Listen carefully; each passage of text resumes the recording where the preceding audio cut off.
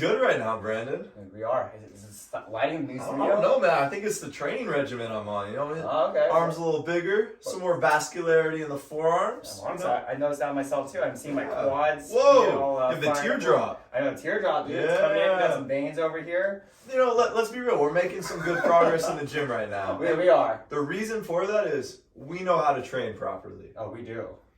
And a lot of people out there don't, right? A lot of people out there kind of just follow these very traditional methods of training, which are actually very suboptimal. And that's what today's episode is going to be all about. It's why bro splits are inferior for building muscle and strength. And let's actually define bro splits, because there are a lot of people that think like, what the hell is a bro split? Bro split. Yeah, a bro split. Bro split. Yeah, bro.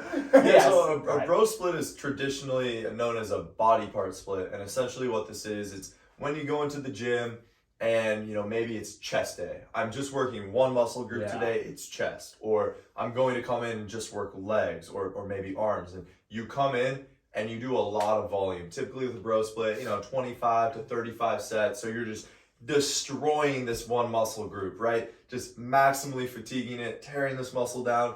And then kind of how they explained it was, then you just get to let it rest, and it has that whole week to recover, right? So you're only training this one muscle group crazy intensely one time a week.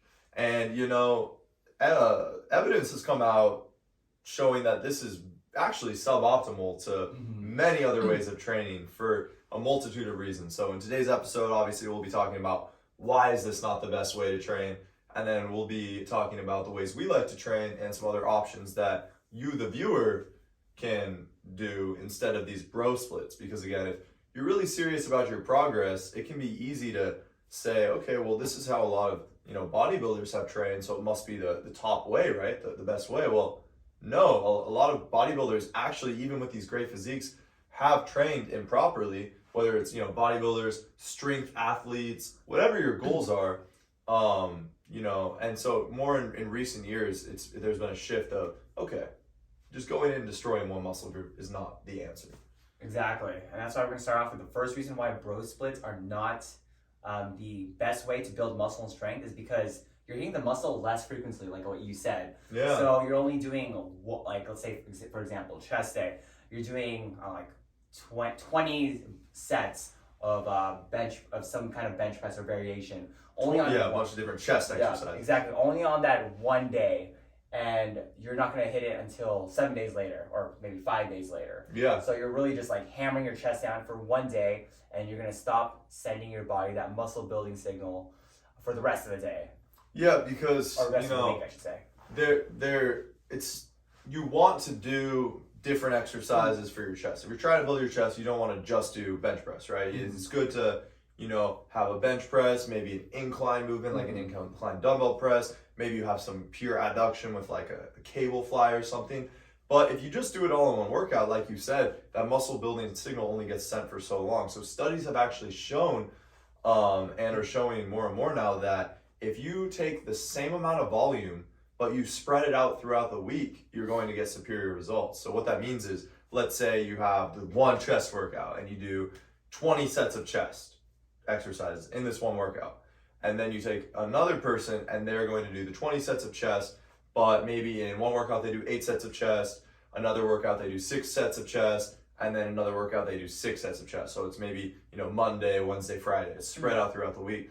That person is actually going to get better progress, and they're going to be less sore as well. They're not going to feel so torn up and just destroyed after their workout. Yeah, because I feel like a lot of people think that like they want to finish their workout making it feel like they just tore off their pec muscle. Yeah. Or like they can't bring their arms, or they're not able to drive. So a lot of people think like, oh, this is the best way to do it because I have the whole week to recover and I'll be normal next week. But not really, according to that study, just because... Many studies, Yeah, many studies. Because it does make sense, because the more frequently you train a muscle throughout a week, you're sending it a signal over throughout that whole week. Exactly. Say, hey, grow, recover. Instead of just grow, recover, and then grow. It doesn't make sense. And number 2 is going to be the volume is often too high. So when we talk about volume, typically we're referring to the sets in a workout. Mm-hmm. And studies have shown that generally for muscle growth, if that's your main goal, you want to be somewhere between 10 to 20 sets per a body part per week. So like if that's your chest you're looking to grow, you want to be doing, anywhere between 10 to 20. If that's I wouldn't just say legs, I would say maybe your hamstrings or your quads, right? Get a little more specific there, but 10 to 20. And that varies depending on genetics, training experience. So some people might not even need that much. Some people might need more. But the problem with these body part splits is typically you're doing like 25 to 35 workouts for one muscle group in one workout. Yeah. So the volume is just simply too high. Like it's more than you really need to get the progress that you want. And people just kind of fall into this because there's that more is better approach oftentimes in the fitness community. Yeah. But that's just simply not the case. It actually will be detrimental to do that much more often than not. Exactly. And even like when your volume is very high, like for, let's say, your chest day or even for shoulder day, that's going to be a lot of a strain on that joint in terms of coming from a rehab perspective. Yeah. Because you're actually more likely to get injured just because you're not really giving your body that appropriate time to recover, and also because that body part or that joint might not be able to handle that much volume. So that leads to higher risk for injury. That's why a lot of people, when they do these bro splits, a lot of them will have like shoulder problems or even like knee problems, just because they're only introducing their knee or that shoulder to that movement once a week, which is why frequency is a big thing, like our past point. But yeah, the volume is just way too high. Yeah, and like you said, if you're only introducing it to something once a week, well, it's going to be something that's more foreign, that your body's not as used to. Mm-hmm. And if you're doing this intense thing, well, your body's much more likely to have an injury from that. Exactly. And like you're on my shoulder rehab program. Like, am I giving you like you because you do have shoulder pain? Yes. Right. Am I giving you like an exercise only once a week for the shoulder? Nope. About 4 times a week right now. Exactly. Yeah. Because we want to keep introducing that same stimulus, and it goes the same as like any kind of strength training program. You still want to be introducing the stimulus frequently. Exactly. And they're not these giant workouts either. You're obviously mobility is a little different, but still. It takes me about 30 minutes to do one of the mobility sessions. It's not like an hour and a half, 2 hours, nothing crazy. Exactly. So now point number 3, recovery inhibits your training even after muscle protein synthesis stops. So what we mean by this is you're gonna destroy your chest, right? Then you come in to the gym and you're just so sore, right? You're dead, right? And you're still sore, but the actual muscle protein synthesis, that signal that actually causes your body to build more muscle, is not going to last as long as you're sore. So for example, maybe you destroy your chest and now you're sore and that soreness lasts for 4 days. Meanwhile, that muscle building signal only lasts for, 24 to 48 hours. Well, by the time 48 hours is up, you could do some more chest exercises and prolong that muscle building signal. But since you've just done so much, any more for that muscle group is now too much. So you're not able to get the consistent prolonging. But when you split that down into smaller workouts throughout the week, well, you can do a little bit, boom. Your signal, that anabolic muscle building signal, is elevated right now. And after around 48 hours, well, I can go do some more chest work and elevate that signal again because I'm not super sore and destroyed, and I haven't done the amount of exercises that are going to be too much for me yet.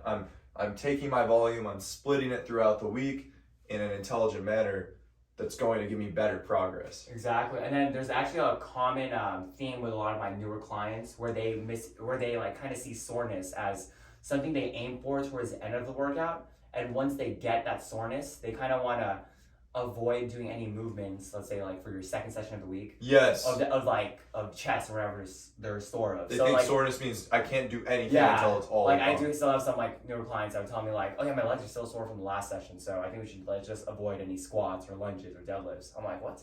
We just control the volume, So that's where like controlling the intensity of the exercise does make sense. Totally. Because like you said, if there's a little soreness, you can still exercise. In fact, avoiding exercise when you're sore is just going to perpetuate that loop of always being incredibly sore, because every time you get back to exercise, you get really sore again, and your body never adapts. So. Exactly, because that movement does help increase more blood flow, and increasing more blood flow does speed up the recovery and injured areas, and I mean tearing them or like being sore from a workout is considered some kind of injury towards the body. Yeah. Not as serious as like a little micro trauma. Yeah, micro trauma. Exactly. That's the word I was looking for. Got you, bro. Yeah, so those are some problems with the bro split. That is why we don't recommend doing bro splits. Guys, come on. So now you're sitting there like, well, what do I do, right? I want to gain muscle. I want to get stronger. How do I train? So we're going to provide you with 3 alternative options right now. And the first one is going to be a full body split. All right. Now, Brandon, you train full body splits, right? I do. Yes, I do. 3 times a week, all the time. So what the full body split is, it usually consists of 2 or 3 heavy compound movements. Doesn't have to be heavy, but usually like a back squat, bench press, and then you could even add an overhead shoulder press or a barbell row. But I would actually repeat that like on a Monday, Wednesday, Friday, or whatever works for your schedule. Yeah. And I've definitely seen better results because I'm actually introducing the same like movements and exercises to my body more frequently. Exactly. So bunch of pros with the full body splits. First of all, it's very beginner friendly. Yep. It's also very intermediate friendly. Advanced, sometimes you will need to work out more at that point. Yeah. But a full body split, like you said, you could do that twice a week. You could do that 3 times a week. You could do that 4 times a week. If you're doing it 2 or 3 times a week, definitely make sure you have some rest days in between. Mm-hmm. But like you said, we're going to focus more on compound movements in these full body splits. Exercises that are highly stimulative and are going to work a lot of different muscle groups because, in these full body workouts, we're doing fewer workouts. We really need to get the best bang for our buck. So like you said, barbell squats, deadlifts, presses, things like that.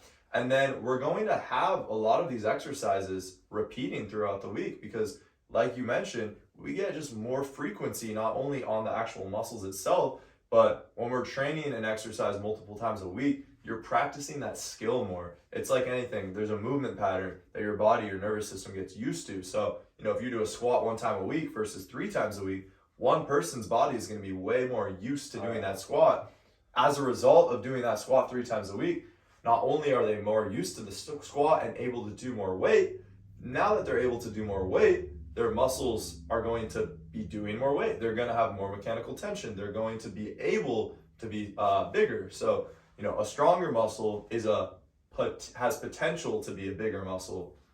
So that's very, very powerful for something like this. Exactly. And then the second alternative would be having to do an upper body split or a lower body split. So like upper lower body split. Yeah. So like it could be your Monday. It could be all upper body, shoulder press, bench press, some rows in there, some curls, and then your second day could be mostly lower body. That could be your leg presses, back squats, deadlifts, some calf raisers. So that just kind of still gives your body that frequency of hitting those muscle groups throughout the week, because obviously you're not just going to do upper body on Monday, then lower body Tuesday, and then call it a week. Yeah, you can repeat this 4 times a week. You could even repeat this 6 times a week. So if you're more intermediate, you could do a upper lower rest.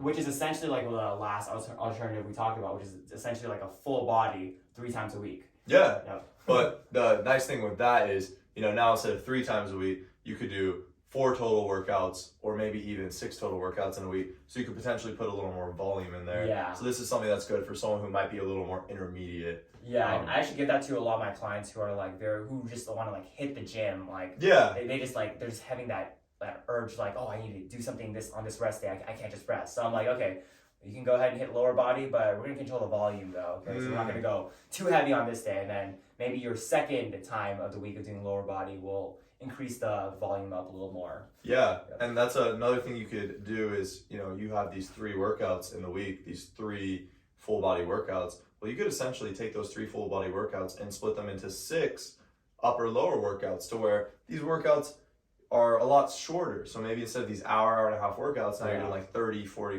minute workouts.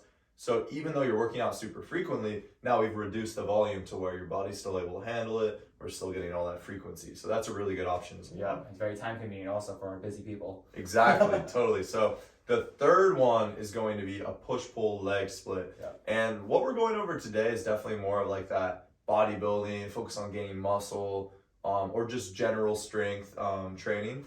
And this one I would say is definitely good for like more of that muscle gain side. So I think the upper lower split and the full body are really good if like your goal is mostly strength, or if your goal is muscle, or if it's both. This one you can definitely get strong on too. But I feel like this is kind of more of like a popular like bodybuilder style split. Is. Yeah. So I feel like it's more like a lot of people see it in a lot of those like before like bodybuilding.com that used to be super famous. Yeah. Now you see it more on like Instagram or TikTok where it's like, oh, to gain the most muscle, push pull legs. I mean, it's still very ideal. It's not as traditional as like the bro split. Because you're still doing it more frequently, to where like a traditional bro split would be like back and buys. But with this one, it's like pull, so it could be any kind of pull, like a pull up, which is essentially your back as well. Yeah. But you're hitting it 2 times that week, and compared to the bro split where it's like, oh, you're only gonna do back and buys once a week and that's it. Yeah. So exactly, you're right. Where like the pull, when you really break it down, is pretty much back and buys. You know, some rear delts you can maybe say, or some people like to put like their lateral delt in there as well. Yeah. But yeah, a pull is kind of like the back and buy, but like you said, on like the bro split, you now have the more frequency. So when you think of the push, the pull, the legs, push, maybe like, well, there's a horizontal push, there's a vertical push. So that's like chest, triceps, some shoulders.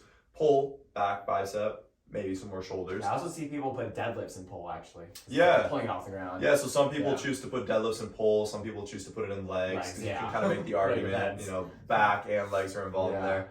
But yeah, it's great for, I'd say it's more of an intermediate program because there's going to be more volume in these workouts. Yeah. But if you're serious about making progress, it is a really good option. And you can do, some people do push, pull legs, rest. Yep. That's going to be fairly intense. So maybe if you're newer, you could do like a push, pull legs, rest, push, pull legs. Yep. Or push, pull legs, rest, push, pull legs. So there's different ways to structure it. But I think the important thing to think is like, people get really attached to like, I am doing this split. And right, like your body and how science works, it's not like this split is the ultimate split. There's these principles that all of these splits are following. So one of the principles is we want to make sure to hit each muscle group for somewhere between 10 to 20 sets. Yeah. Another principle is, okay, we want to hit these muscle groups at least twice, maybe even 3 times a week.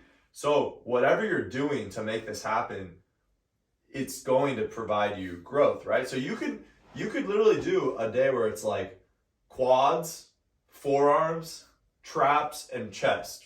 And as long as you finagle all these muscle groups in a way to where you're hitting your compound movements that you want to hit, you're getting a good frequency, it's going to work out. So don't get too attached to these specific splits. Remember that there's underlying foundational principles that are the reasons that all these splits work. Yeah, it also depends like what your goal is. Like, cause like there are some people who like, oh, I want some toned up forearms. Then you may be having to add forearms to your leg days. Yeah. You know what I mean? Or like they want bigger traps, so you might have to add some shrugs to your leg days as well. And that's where like being strategic comes in. Yeah. Because you're right. Like if you just do this like whole like back and bicep day, and then you like want to train forearms at the end, they're already going to be kind of fatigued. Yeah. If you're really prioritizing your forearms, well, I guess you could do it at the beginning of that workout, but now your forearms are going to be tired, and that's going to affect your arms. Exactly. So then somebody who's really trying to focus on their forearms, they could do forearms before legs, because if you get a pump in your forearms, it's not really going to mess with your squats at all. Yeah. So there's all these different strategies that you can employ, but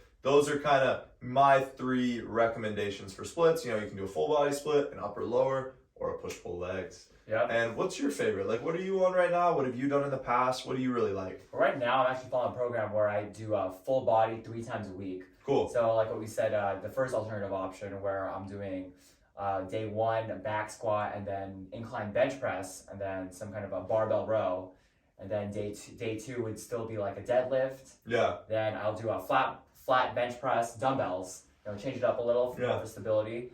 Then it would be either a trap bar, or I'll just do some Bulgarian split squats for that day 3, and then, or for day 2. Then day 3 would be some arms, some core, and I'll still add in some squats in there, some more hack squats. So I do like the full body a little better because it's a little more convenient in terms of like time wise. Yeah.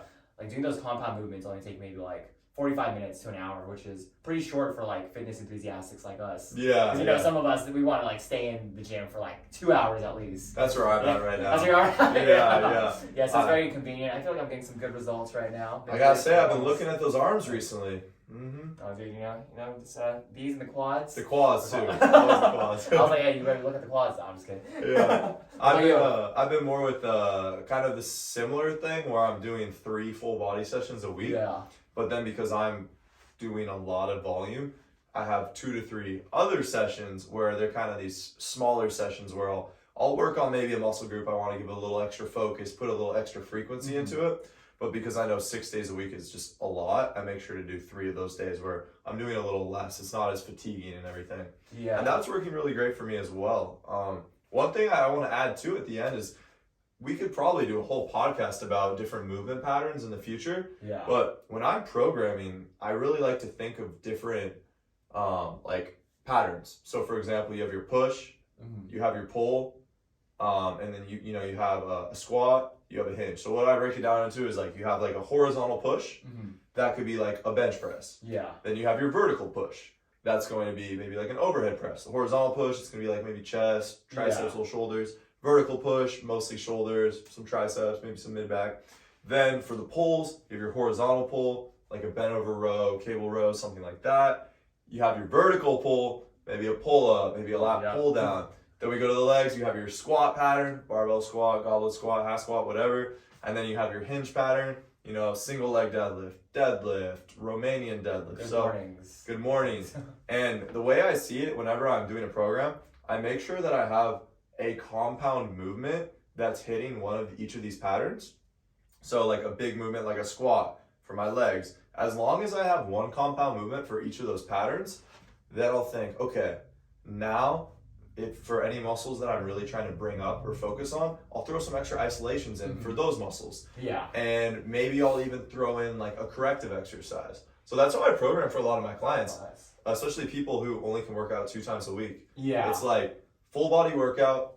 Let me make sure I'm checking each of these movement patterns. We've done those big movement patterns. They've told me, okay, I really want to grow my arms. Let's throw in a little arm isolation. They have some back pain.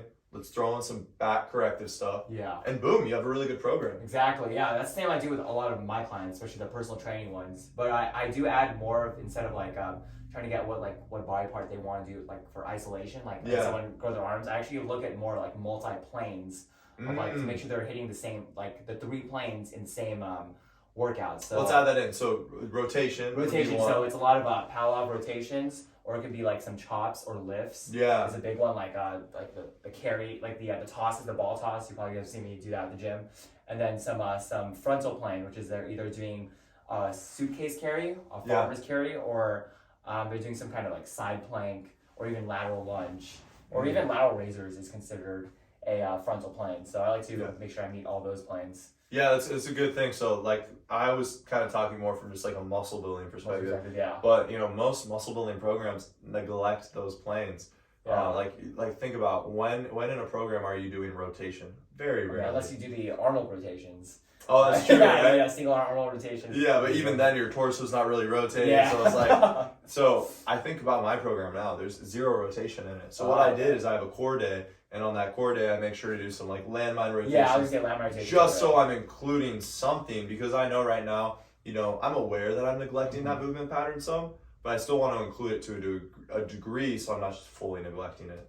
Exactly. So honestly, guys, this is a great reason to hire a trainer, even for a limited time. It's like, these principles are straightforward, but it can be a lot. So if you are someone who's really looking to optimize your programming, I think buying a program from like a trusted source, like we really like following some programs by the guys at Mind Pump, their MAPS programs. Or I have plenty of clients who they'll come into me and I'll say, all right, I'll train you for a month. I'll teach you how to do all these foundational things. I'll make you a program, send you on your way. So, reaching out to a trainer or just getting a program from an expert can be really helpful in the beginning. Yep, because that's what I do as well. I do have, I think this is my third program with Mind Pump. Yeah. So I'm pretty committed to it. It helps me kind of get out of my comfort zone of me programming my own exercises, and it helps me do movements that I didn't want to do in the first place. So it gives you that extra push, especially when you're trying to plan your workouts and trying to meet those fitness goals. because we have a lot of knowledge, but it still gets kind of like